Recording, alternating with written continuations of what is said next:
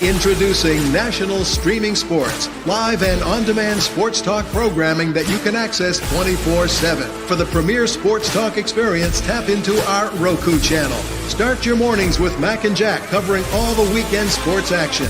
Then pour a cup and enjoy all the sports you can drink on the Coffee and Sports podcast. At midday, talk sports from east to west on the Coast to Coast podcast. Followed at night by some hot girl talk with Prim and Proper Sports featuring Sonia Pearson. Talk boxing on the Gloved Fist. Yankee fans tune in for Start Spreading the News. And there's more on the College Sports Huddle and Sports Scope with Robert Butler. There are 20 podcasts in all and 70 weekly shows giving us a 3.4-star viewer rating. To find us on Roku TV, search for National Streaming Sports on the Roku search bar. Click on the logo and you're in.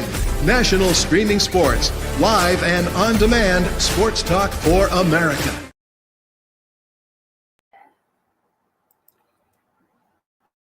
You're watching National Streaming Sports. Over 20 podcasts, 70 shows, and a 3.5-star rating on Roku TV.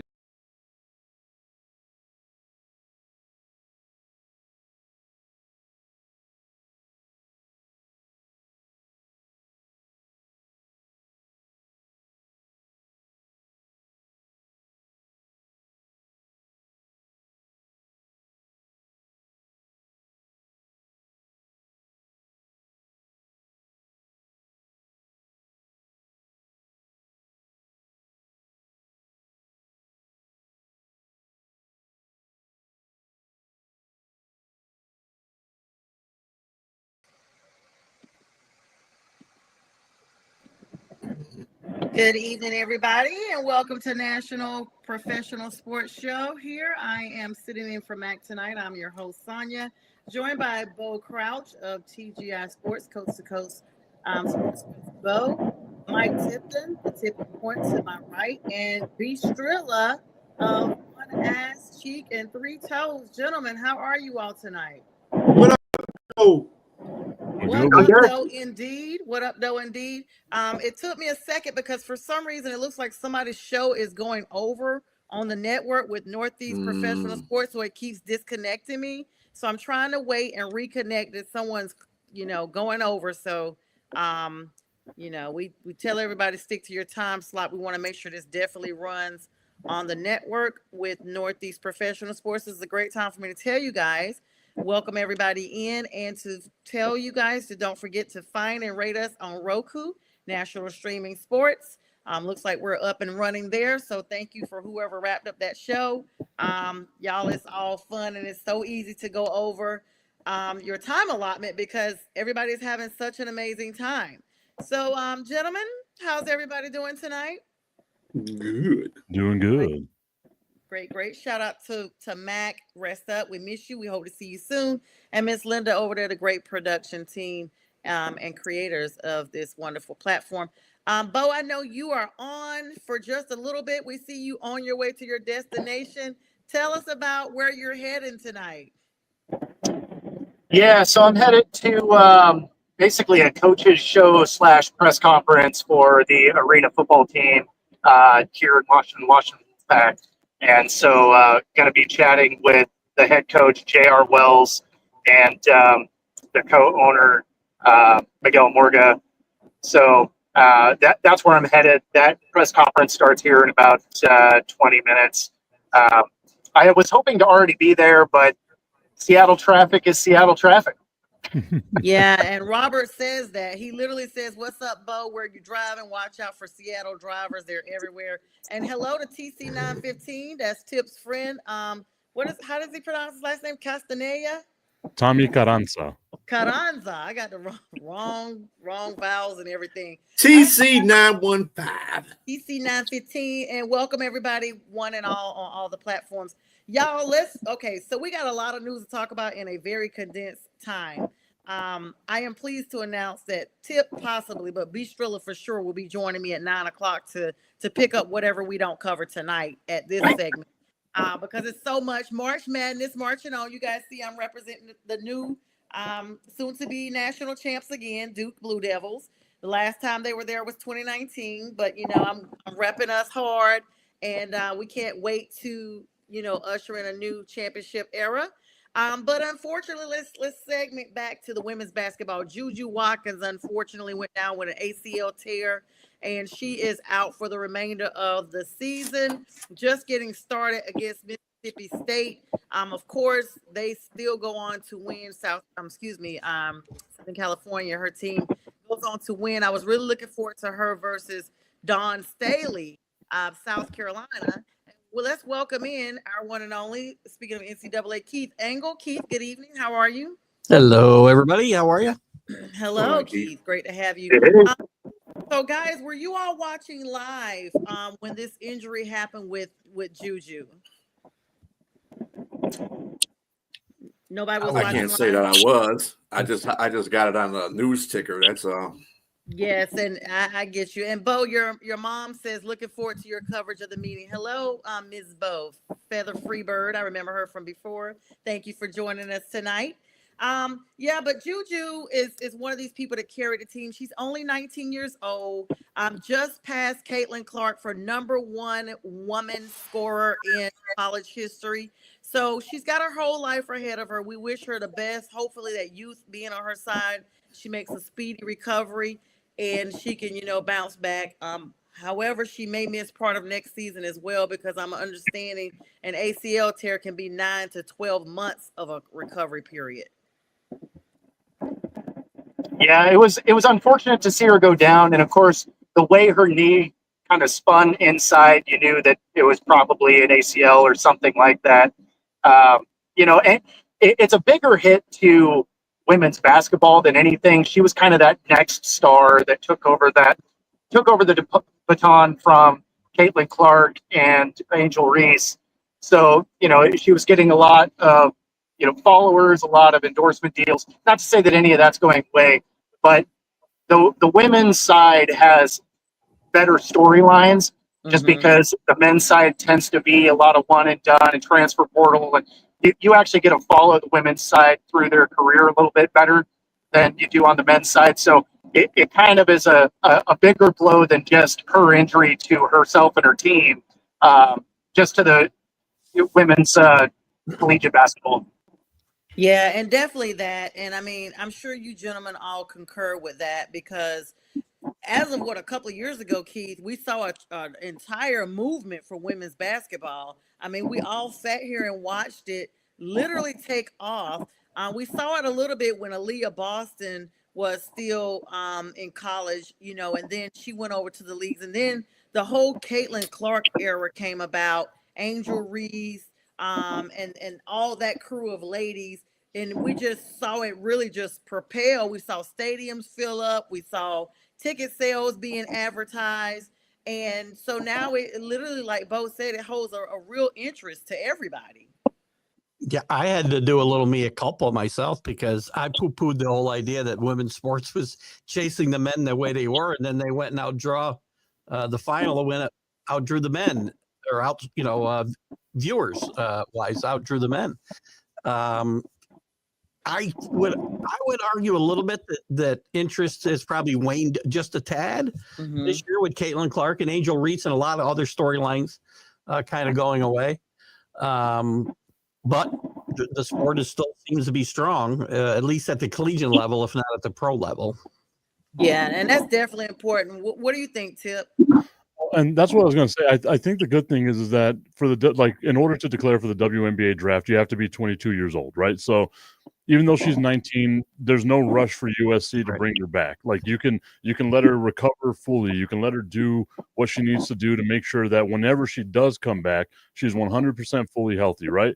I agree with Keith in it does seem like there's been a loss of storyline, but it's because you don't have the story of Caitlin Clark versus Angel Reese out there, right? So now maybe what this does is it allows college basketball to women's college basketball to naturally come up with a new storyline, as now we're waiting for Juju Watkins to come back and join USC. Like, what are they going to be like? Because it'll be terrible to watch them as a number 1 seed get upset knowing that her injury is more than likely going to be the reason why. You agree with that, Strilla? Yep, most definitely. It's going to be a rough ride for USC now, but I mean, there's good things to come for the school too, because once she gets better, she should be back up on top. It's good to be young. I mean, it's never good to have that kind of an injury, but to be young and have that injury, it gives you a lot more space. So, yeah, it'll be fun to see her come back. It's unfortunate that she's out though. And it's not like, in the 1980s where you rupture your ACL or whatever and you're done for the remainder of your life. Like, we've seen people come back from this injury sooner. So who's to say that maybe Juju Watkins isn't one of these, athletic freaks who just comes back within like 6 to 8 months, and then she can play out the end part of the college basketball season next year. Right. You think the same, right, Bo? She's probably going to come back sooner than later since she's so young and just so talented and such a phenom. Yeah, I mean, it's definitely that first part. She's so young that, I mean, think about when you did dumb stuff and hurt yourself as a kid. You rebounded really well. You do that today, maybe less so. But she's 19. I think she's going to rebound fine. We'll have to see. Hopefully there's no setbacks or anything like that. But I fully imagine that she's going to be at least half of the season. Yeah, she'll be 20 in July, so she has a little bit of time left in her teens here. As a disclaimer, I just want to say every stupid thing I did as a kid, I feel now at 40. So I feel every single bit of it. Yeah, it's like a delay. It's like a delayed gratification. It's like you've invested in these, and then sometimes you look down at your legs, and you're like, "Look at these scars. These are permanent."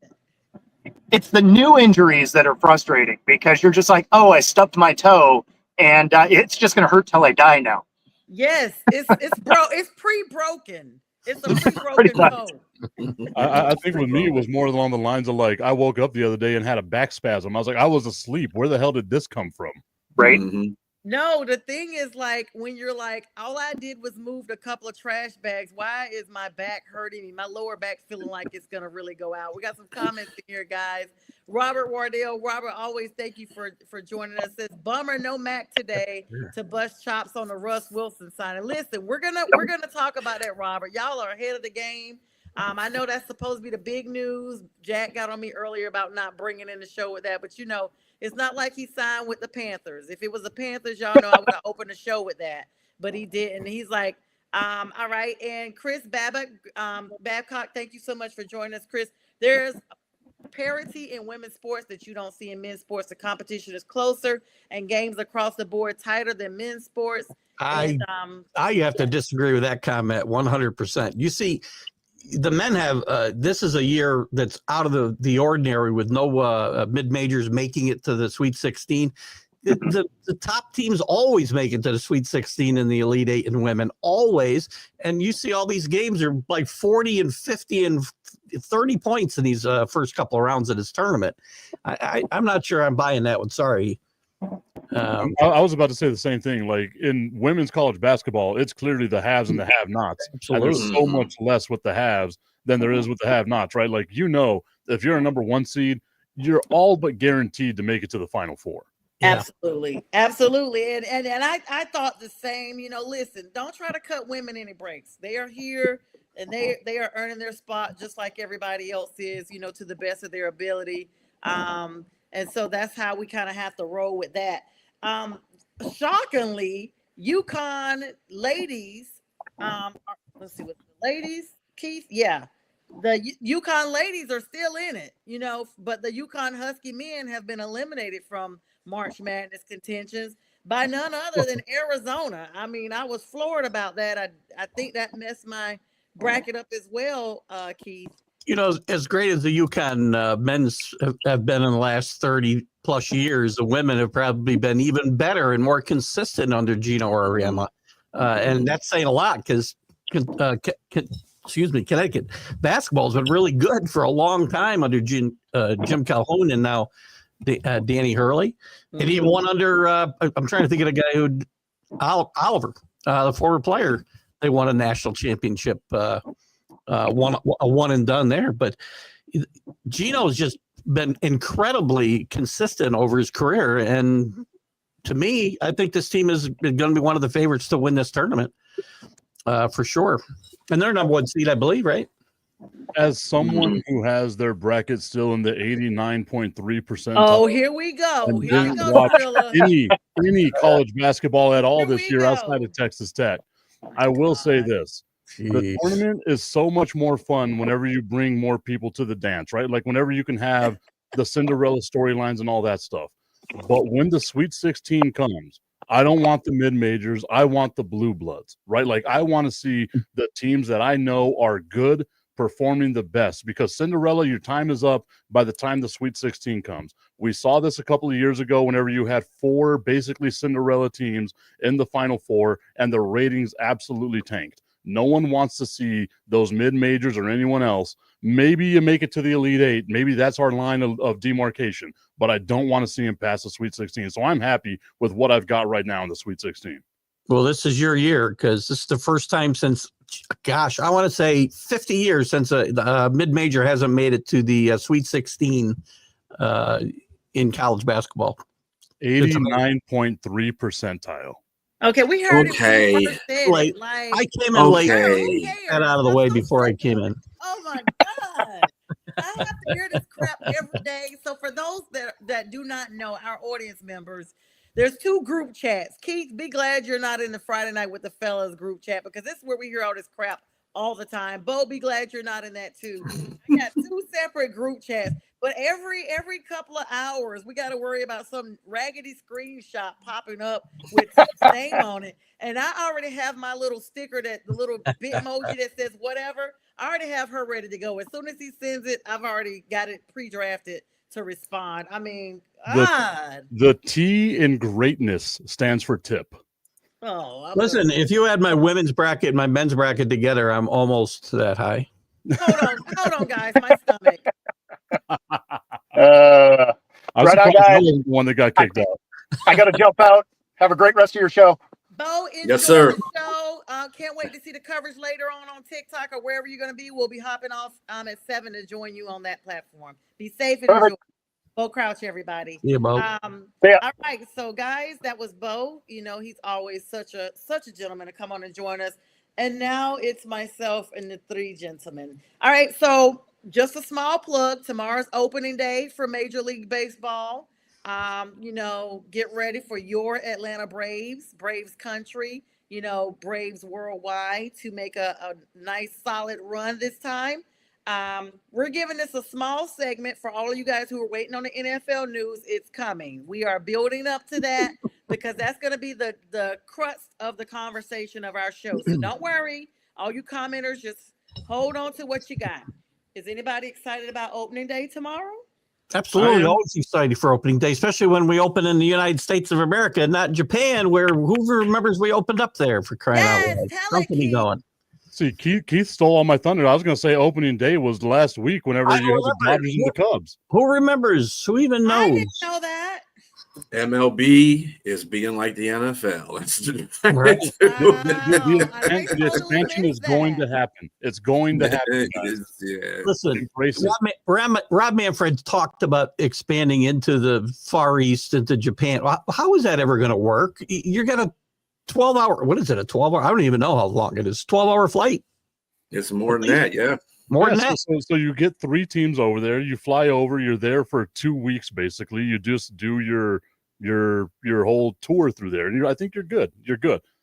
Or you get 5 teams over there, and you get 2 in like South Korea. Oh man, now here we're expanding baseball, guys. Let's go. You get 5 teams in like 3 in Japan, 2 in Korea. You get a whole division over there now. It's going to be so much more fun. Come on. So all the players will come here and play on U.S. teams, and then they can go back and visit their homeland with Exactly. Yeah, You never been and homesick?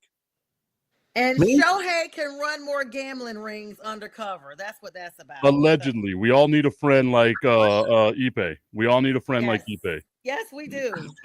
Am I the only person left who just thinks he's the stupidest human being on the face of the earth and not running some gambling ring? He's I just think stupid. he That's knew, all. Keith. I I think know. he knew, and I think he just used his language barrier to his advantage. I think the real story here is people who don't think this interpreter bet on baseball is crazy, Because if you're that degenerate a gambler and that you're that far in a hole, the place you can get the most information is right under your nose. You're going to tell me he never bet on baseball? I'd be shocked. Can we give him a little love though for the fact that he won $40 million but somehow lost $80 million? Like it takes a level of skill to The be math is not that. Right. All right, guys. So yeah, opening day and all the theatrics that come along with it. We'll be, of course, implementing that into part of our show as well. And so, oh my goodness, I'm so sorry. J-Train is Yep. Yeah, I was just going to tell you for a that. minute. I'm so sorry. I just saw the message with everybody on J-Train. Welcome back. What's going on, J-Train? All right, there's an open bar in the green room. I found out when I got here late today. There's an open bar there. So when you pull up the comment, when you pull up the screen in a certain way, you can't see who's backstage unless you got it minimized. So I'm so sorry. I'm glad it was only a minute. But guys, welcome J-Train back. Hello, James. Brother, he's been out in a season of sickness, as the pastor says, but he is back with us, and we've missed you. How are you feeling? I'm feeling a lot better. Thank you, guys. I appreciate the well wishes. I'm doing a lot better. And how's your wife? She's still a little sick, so I've been taking care of her, but we're both trying to get better. I'm back. I've been back at work, and I think the main thing is just having a little bit of residual cough, and my voice, you can hear it. It sounds like I got something going on, but I feel really good. I feel a lot better. Thank you all. We're so happy. I hope you took the regimen that I sent you for both of you guys, because I've had enough times that you've been so gracious to cover my show. So it was absolutely my pleasure to be able to do at least a small amount of that, and I hope that you both continue to get to 100%. Thank you. Thank you. You're welcome. Thank you. Robert says, "Go Mariners." TC915 is talking about the Cowboys talk is coming, and Robert says, "I'm going to opening day. We play Oakland, might get the win." Okay. Is he a Seattle fan too, I think? He is, yeah. Yep. Okay, sir. I don't know what to even say about that, but God bless. All right, guys. So, J-Train, you're right in time. I am literally I was telling Keith, because Keith is not in that group chat, but everyone else is. We are really about to propel this into the whole NFL talk.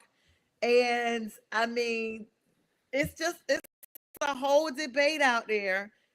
Let's start it out. Russell Wilson gets a 1-year contract for $21 million for the New York Giants.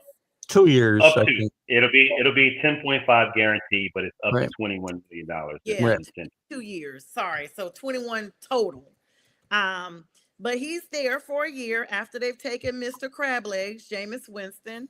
And almost everybody on this platform has had Jameis as a quarterback except me, Keith, Bistrilla, and Tip. So it's not really almost everybody. It's just Jameis. Nobody's had him as a quarterback. I was just kidding. But it was really just J-Train. But, we were kind of shocked that they got Jameis. And actually, J-Train, I'll let you start, because it's been far in the tooth since we've heard your opinion publicly here. Congratulations to Russell, first of all, that he got a job. But now you're 4 weeks away from the draft. And after you express your comment, I'll let Keith go second, and then Tip, and then Strilla and myself, because Strilla and myself are probably the only ones here. What are your thoughts first that Russell went to the Giants? Were you surprised? I'm not surprised. I knew Russ was going to get a job somewhere, but I was slightly surprised when they took Jameis Winston and then took him secondarily. Mm-hmm. This just looks like they have something in their bag. I think there's going to be some competition. I think to me, this is how it's going to go down. It's going to be Jameis Winston as the second or third string quarterback. Jameis is good in the locker room, as he's shown when he was in Cleveland. He's good in the locker room in New Orleans. He obviously learned a lot of lessons in Tampa Bay. I think at this juncture of Jameis's career, he's a guy that can get into a game when needed, called upon, and give you a good 500, 400 yards and maybe 4 TDs and 3 interceptions. It's just what it is. He's a 30 for 30. He's known for the 30 for 30 guy, and it actually shows itself. It showed itself in Cleveland. It showed itself in a little bit of New Orleans. I just think that Russell Wilson will be the bridge quarterback. He'll be the starter, and they're going to draft, as we mentioned in our communication. I believe they're still going to draft Shedeur Sanders if he doesn't fall past Cleveland, or if there's, I don't want to spill the beans, that there might be a little bit of rumors that Dallas might be trying to take that number 2 spot, Cleveland. Mm-hmm. No, that's okay. That's what we're here for. We're here to spill the beans. We want to spill the beans before everybody else gets it out there. I mean, that would make sense if Dallas would be moving up, because trade talks are always. But Keith, respectfully, we definitely hear Jay Train's trajectory. But I was shocked about Jameis being taken. I feel like he was just a placeholder. Like, why even bring him in? And is Shedeur really still a formidable candidate to be drafted by the Giants? I don't think so. I think the Giants will trade back now and take one of the more value-oriented quarterbacks, right? Back in the first round, early in the second round, I think they'll take. Maybe Jackson Dart will be that guy for the Giants. I don't think they take or try to move up for Ward anymore. I don't think they take Shedeur at 3. I could be wrong, obviously. I don't understand why you're saying Winston and Wilson, myself, and wrap up, $18 million of salary cap that you don't need to. Right. Because only one of them is going to play. And I don't see how this is going to really help Dabo or Shine save their jobs. They have to win this year. And they still got DeVito on the roster. So Keith, typically I would agree with you. I like your thought process. I like your statement, what you're saying, but you got to look at the what if. I mean, Atlanta, what if Michael Penix wasn't drafted? What would they do with Kirk Cousins and how he played? I mean, it happened. There's a breaking case emergency. It happened, and then they needed him, and they almost got themselves into the playoffs with Michael Penix Jr. Michael Penix is better than either one of these guys, though, too. Right. I would say that, but he was still improving. We still don't know. And my point in bringing that up is saying, particularly Jameis Winston being a second string guy. I mean, Russell Wilson. What if it happens? Both these guys get hurt. We saw Russell Wilson wasn't all that great, and then of course you see what happened with Jameis Winston. Now, of course, I'm with you. I wouldn't have paid both of them because but they need a viable backup. Or they're probably going to get rid of DeVito. And I think they still are in the lines or the range to draft. So would you say that Atlanta has set the standard for a new type of way of drafting? Because last year it was unprecedented that would happen. That you would pay a quarterback $1 gazillion, and in the first round, you take a rookie quarterback in the first round in a high draft, and you call your $1 billion quarterback and say, "Oh, by the way, we're taking another quarterback." Does that set the trajectory for other teams going forward? Like, let's go ahead and just still draft high, even though we've paid $1 million to these quarterbacks.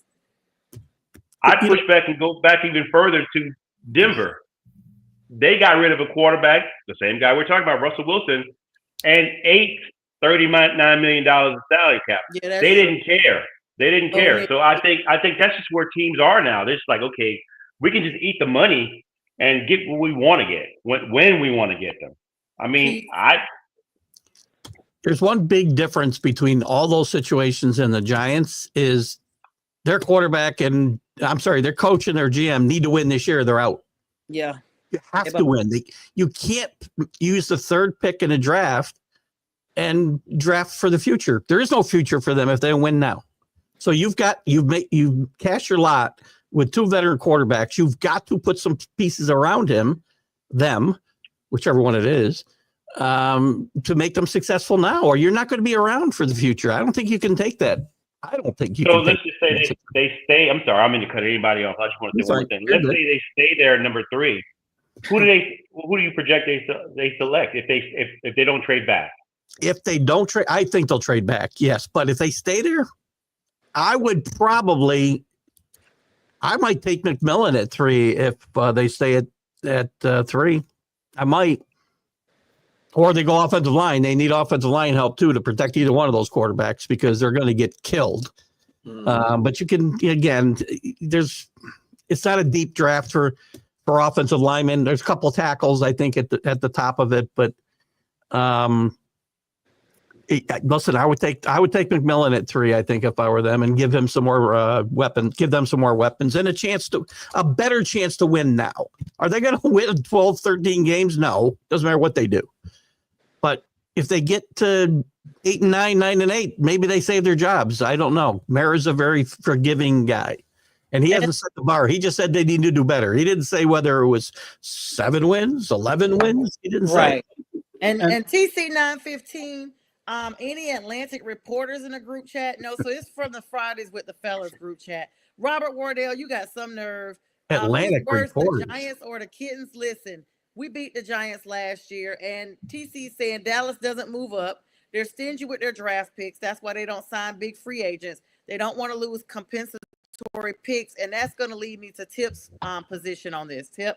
So I kind of agree with Keith on this. I don't think that the Giants are going to draft Shedeur Sanders. I don't think they're going to get a quarterback in this year's draft either, right? Because you look at what Washington's done. They're exponentially better than what the Giants are. You look at Philadelphia, even with the mass exodus of players, they're still better than the New York Giants are, right? This is not a playoff contending team. You can't look at them and say that they're a playoff contender. Maybe they're slightly better than the Dallas Cowboys, but that's like saying you're the tallest little person in the room, right? Like there's nothing with this team that makes me say, okay, this is what they're going to do. So what do you do if you're the Giants? I think, again, they trade out of that position, right? Like you stockpile as many draft picks as you can. If you're not going to, why not address and copy what you saw Philadelphia do? Philadelphia had a deep defensive line. You draft Abdul Carter, you build for the future that way, and you really try to build up your defensive line, create pressure on the quarterback, because as we know, there's 3 important positions on a football field. It's the quarterback, it's protecting the quarterback, and it's getting to the quarterback. Mm-hmm. And if you can get to the quarterback with the type of players that the Giants have with Thibodeau, with Dexter Lawrence, and you add an Abdul Carter to that, now you're creating building blocks for a team in the future. You look forward to the draft next year where you have 3 quarterbacks that are currently rated better than the 2 top quarterbacks in this year's draft. Now you're building for the future the right way, at least in my opinion, in this. Yeah, what do you think, Strilla? Okay, so the Giants. All right, so haven't we learned anything from Chicago? Mm-hmm. I mean, really, haven't we learned? Every time teams do this, they got coaches on a hot seat. They're trying to bring in a rookie quarterback. It doesn't end well for the rookie quarterback, Justin Fields. Okay, we're still waiting to see Caleb because they got a new coach with Ben Johnson. But I mean, come on, I just think it's this utmost. And let me tell you something. I have firsthand experience knowing how stupid your franchise can be. Okay. Because the Lions used to do all that stupid stuff before too. So when I say the Giants are doing stupid, that's stupid. If you're going to get a quarterback, you're going to get 2 quarterbacks. You roll with that, and like these gentlemen just said too, get a defensive player for the future or a wide receiver at 3 if you're not going to move out of there.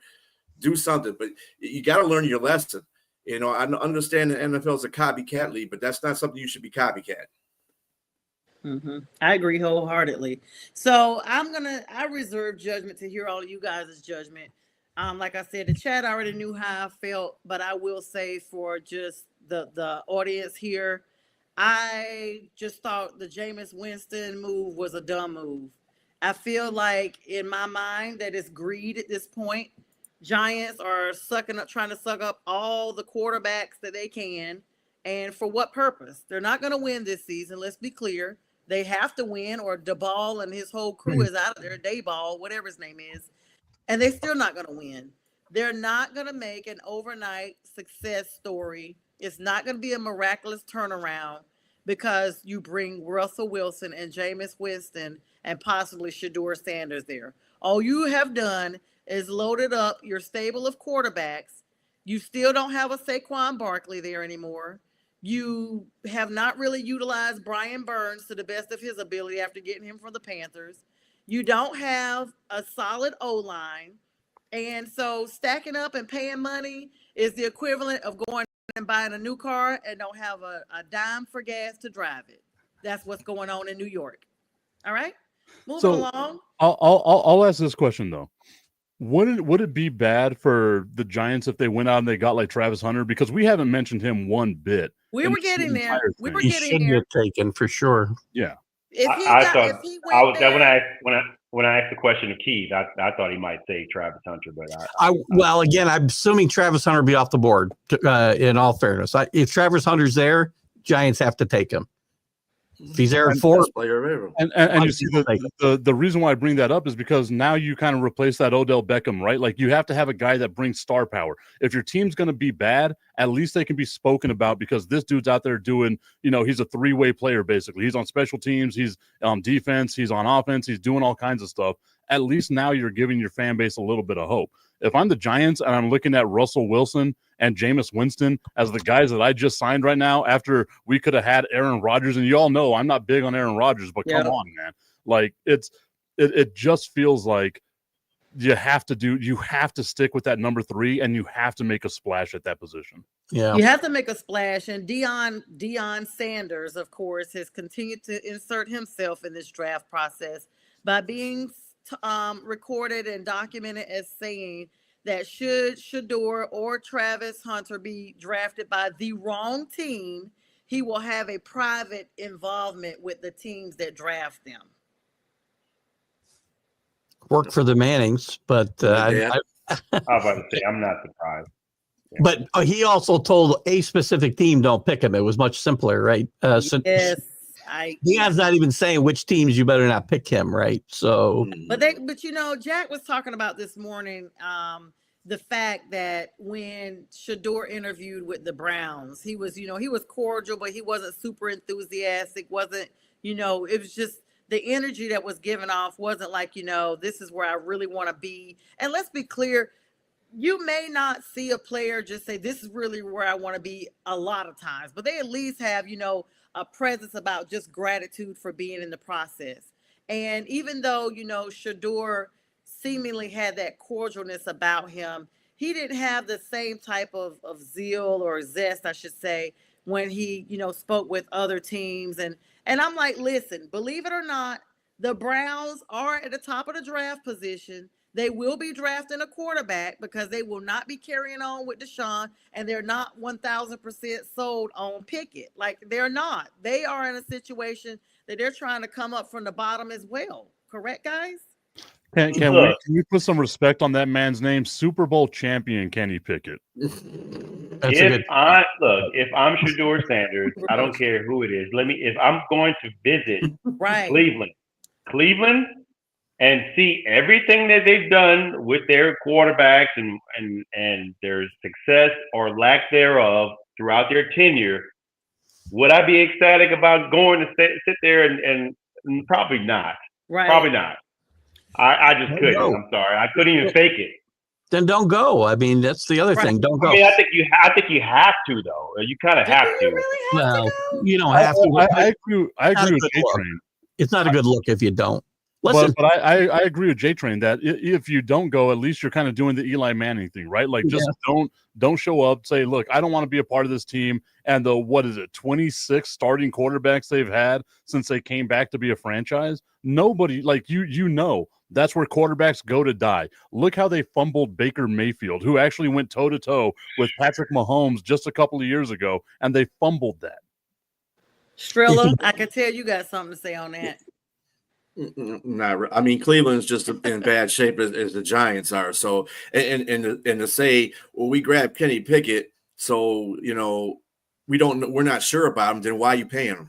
Right? Why you trade for him? I'm not understanding the whole situation.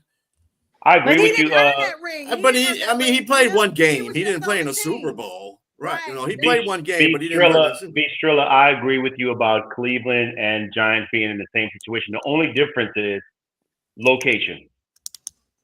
New York. If you're in New York, that's prime real estate to be in a bad situation. I do not want to be Midwest in Cleveland, Ohio, in a bad situation, and there's nothing to do. It's not a good place to be. I'm sorry. So I'll say this, right? Like, and hello, Jeffrey. Good evening to you both. we got to see it firsthand, right? Like you had a star in Odell Beckham Jr. go to Cleveland and become nothing. Why would you want to follow those footsteps? Meanwhile, you guys brought up a valid point. I'm gonna let y'all wrap this one up. Go ahead, Keith. I see you waving your pen. I was just going to say, if Sanders doesn't get picked by the Browns, he may not get picked until about 18 or 19, by the way. Yeah. So Thank you. People got it twisted.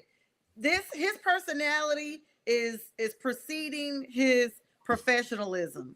And nobody wants that drama. He's a chocolate version of Aaron Rodgers at the beginning of his career. No one wants that. I disagree with that. I disagree with that wholeheartedly. I think this young man is very confident in his abilities, and he stated that. He gave proof that he was at Jackson State. Him and his father and the team helped turn it around. He went to Colorado. Colorado was garbage. And he put up significant numbers. There's nothing wrong with stating that you are good at what you do. It's nothing wrong with saying that. But what can he do without his daddy? Let's see that. It doesn't matter. His dad's not on the field. His dad's not on the field. His dad played football. He didn't play football for Colorado. He didn't play for Jackson State. He coached them. Right. You still got to get out there and perform. But you're He saying did. exactly what I'm saying. His very dad good is not college gonna be quarterback. there. He got out there and performed with a lesser desirable offensive line. I'm just saying, my man put up some of the best numbers with that offensive line. And mind you, he had Travis Hunter. He had, but he didn't throw everything and go to Travis Hunter. He spread the ball around. He's a very sharp quarterback. He's not the strongest arm quarterback, but he can dissect you and beat you up as long as he's protected and he's got the right people around him. I don't think he's falling to 18 like Keith said. I think he's going to get picked somewhere in the top 10. He's going to get picked somewhere in the top 10. And it's just going to be interesting to see. I'd like to see that. Let me just say this. The draft this year is not a high-quality draft. And in order for you to make money off the draft, which the NFL is always going to be doing, you have to pump up a lot of people in that draft to get them drafted. I do not see any of the quarterbacks are not they're decent quarterbacks. I'm not saying they're bad quarterbacks, but they're not them top level quarterbacks that we've had in the past in a draft. Okay. And I could be wrong. They could go off when they get in the NFL. But I just think that this draft is just overpumped. Okay. I think it's an overachieving draft. So I don't even think, to me, if I was Tennessee, I wouldn't even pick a quarterback. I'd pick somebody else for their because stick with Mayo and work with him. He just needs a quarterback coach, really. That's what he needs. Yep. Other than that, they got a good quarterback. It's just that they're it's like a recycled tire thing. In Tennessee, who? Mayo. You know Mayo. Drake. He's in the Drake mayonnaise type. commercials. Drake type. Wait. I'm Levis. sorry. Who's in Tennessee? Levis. Levis. Yeah. You really think Levis is a good quarterback? He can be a good quarterback. He's just got mechanical issues. That's all. Not like That's hard to fix. I mean, That's hard to fix. No, not really. Not Not his if he mechanical goes issues. to a team does not have offensive weapons, it's going to show. Shador is going in as a supposedly top draft to one of the worst teams. When you're the worst team, you get the top draft. You're not going to see Shador Sanders you saw in Colorado. You're not going to see Shador Sanders even from Jackson State because for two reasons. His daddy ain't going to be there. And number two, he's not going to have Travis Hunter. He's not going to have Travis with him at the school he's going to. And he's not going to have the same offensive weapons that he had. And you're acclimating into the NFL. But I'll say this, right? Like the players in the NFL, even if they're the back of the bench guys, are better than your average college football best of the best prospect that you have out there. If Shador does somehow, some way wind up in New York, well, he's got Malik Neighbors there, right? The only team to me that doesn't have a real legitimate receiver would be Cleveland, and even then, you still have David Njoku that you can dump the ball off to, right? Like I think wherever he goes, he might be okay. But I think what he needs, and Jaden Daniels and CJ Stroud really ruined it for rookie quarterbacks, right? Yep. Because we were used to rookie quarterbacks just being okay. Well, Jaden Daniels makes it to an NFC championship game. He beats the Lions. He's the darling child of the NFL right now. That's what everyone is expecting out of these two rookie quarterbacks, and I just don't think that's the bar we should have for them. Yeah, and to be fair to Shadur Sanders, I feel the same way about Cam Ward. I'm not risking a top 10 pick on either one of these guys. It's just too big a risk. If they don't hit, you set your franchise back. We can all agree on this, though. This has got to be the worst draft we've seen in some time. 100%. Travis Hunter and Carter would be the only guys we're talking about 10 years from now. The only guys. There's on top of that too, and the NFL doesn't do I'm going to sit the quarterback for a couple of years so he can maturate. They don't do that anymore. They just throw you right up in there. But to me, you and I are going to have a wager because I disagree with that. We're going to have a wager on that one. I disagree with that one. I'll wager whatever you want because I'm not likely to be here in 10 years, so it's fine. I'm Damn. You like that, Keith? You're going to outlive me. I know that much. Listen here. Okay, so as I told you guys that was going to be the crux of the conversation, and J Train definitely brought the entertainment. So he did. I never seen James so worked up. I know. That's why I was man. Did they have him on prednisone for his bringing it tonight? A Train would be proud of him. There was a part of me that's what it is. He done had a conversation with him before the show, and A Train probably did. Whatever you do, you make sure you represent me. We're buddies, we're bros. You go on there and you give Sonya the business because I want everybody to know the Giants are for real. That's what he'll be saying. J Train, I just want you to know, I liked it, man. Like, this is the first time I got to see that. I need more of it. Inject that into my veins, buddy. Let's go. Listen, I had to go to my high voice just to be heard a little bit because I'm like, well, wait a minute. We got a whole new energy over here in J Train. You would have thought it was the Saints he was arguing for, but anyway. I was about to do the Kevin Nash from The Longest Yard. I was about to be like, I like when he's angry. Well, okay. Speaking of angry, speaking of more drama, as we probably gonna spend another 10 minutes on this. And I know J Train won't be as hyped up on this, at least not in the pro for it, probably in the con area of it. Aaron Pansy Rodgers continues to act like he's that guy. Now you basically got the Steelers waiting like you are like somebody's wedding you or something. Like you're waiting to see if you're going to accept their proposal. You'll get back to them. Dude, get over yourself. That he is literally jeopardizing anything the Steelers has going. The Steelers went ahead and emptied out their quarterbacks. Like they don't have no star quarterback. And they're waiting on this guy. I mean, and he told them, I think they gave him till Sunday. He'll get back with them. Guys, what are your thoughts? First off, let's put some respect on Mason Rudolph's name. I couldn't even get through that. Again. My whole mindset about this, right? Like I look at it like real life.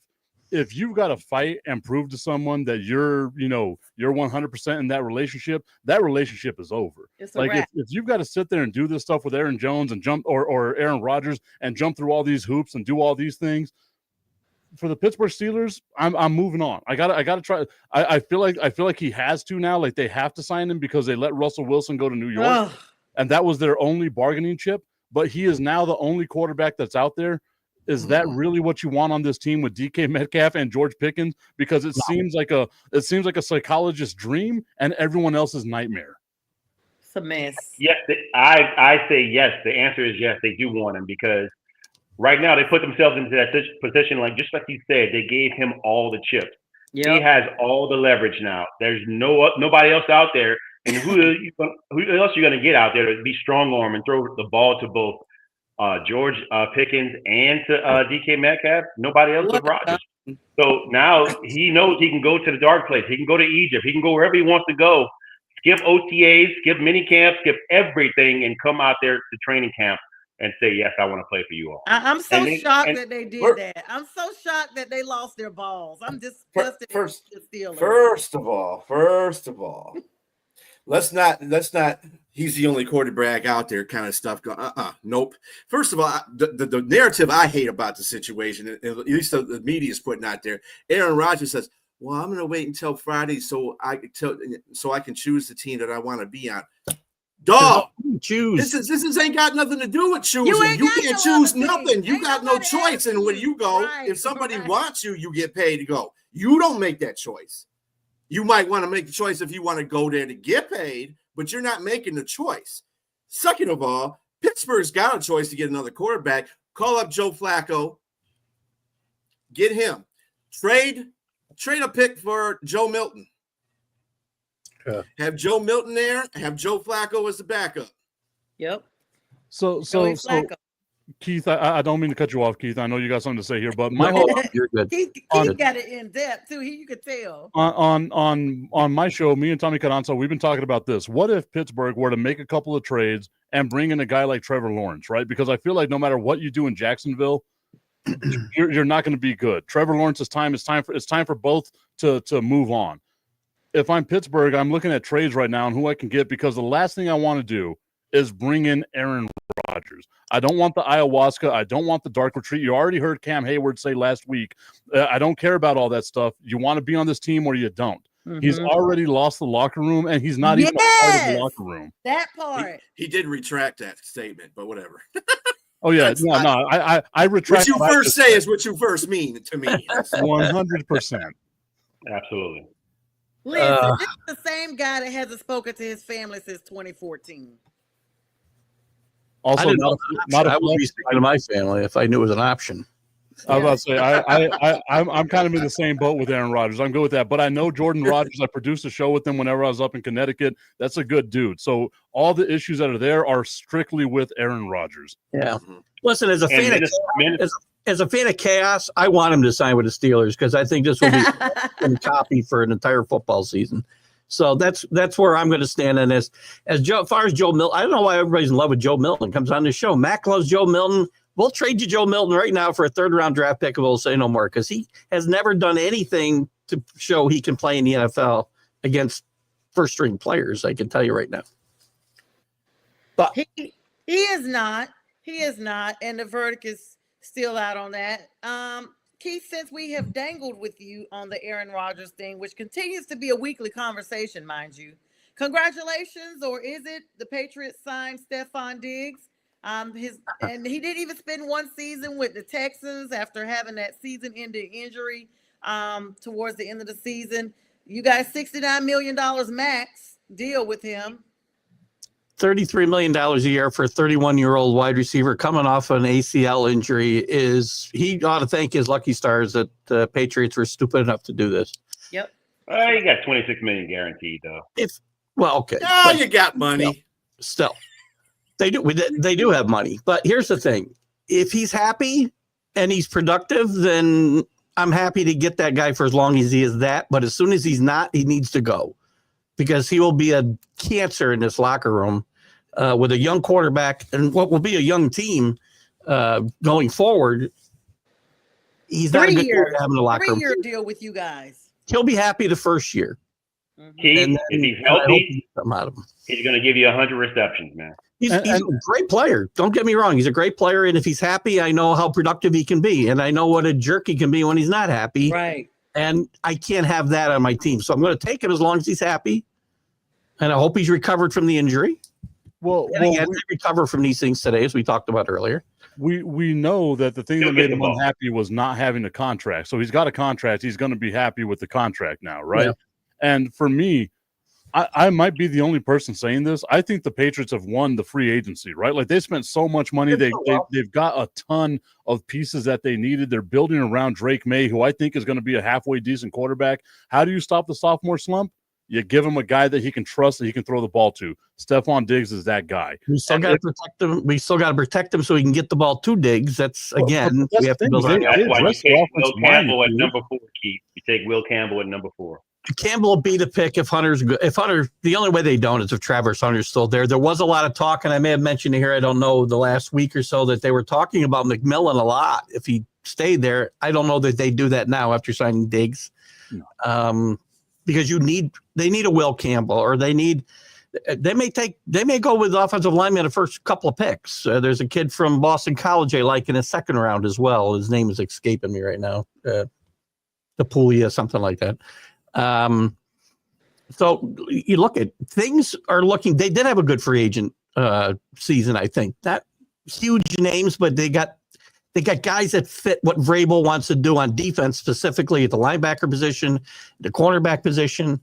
So I think you're going to see, and Diggs is probably a good guy to bring here in the short term.